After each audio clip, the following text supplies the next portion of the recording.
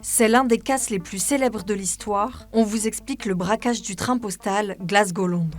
Dans la nuit du 7 au 8 août 1963, un train au départ de Glasgow prend la route vers Londres. Vers 3 heures du matin, un groupe de 18 hommes, dirigé par Bruce Reynolds, bloque le train en pleine campagne au nord-ouest de Londres. Les malfrats utilisent de faux signaux lumineux pour arrêter le convoi et coupent les lignes téléphoniques. Ils décrochent ensuite la locomotive et les 2 premiers wagons qui contiennent l'argent. À l'aide du conducteur pris en otage et frappé, le train avance jusqu'au niveau d'un pont où des voitures sont garées discrètement. Le reste de l'équipe attend là-bas, muni de matraques pour neutraliser les postiers. En seulement 15 minutes, ils déchargent 120 sacs de billets de banque et repartent avec 2,6 millions de livres, l'équivalent de 50 millions d'euros.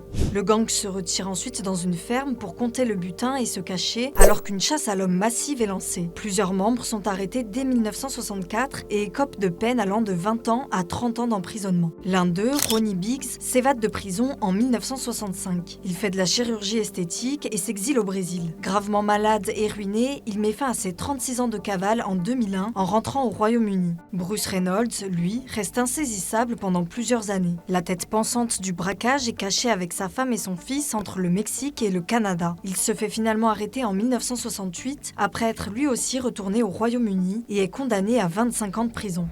Le monde entier a suivi la traque et le procès des artisans du braquage du train postal Glasgow-Londres. Il a même donné lieu à des livres et des films. 62 ans plus tard, ce hold-up continue de fasciner, d'autant plus que la plus grande partie du butin n'a jamais été retrouvée.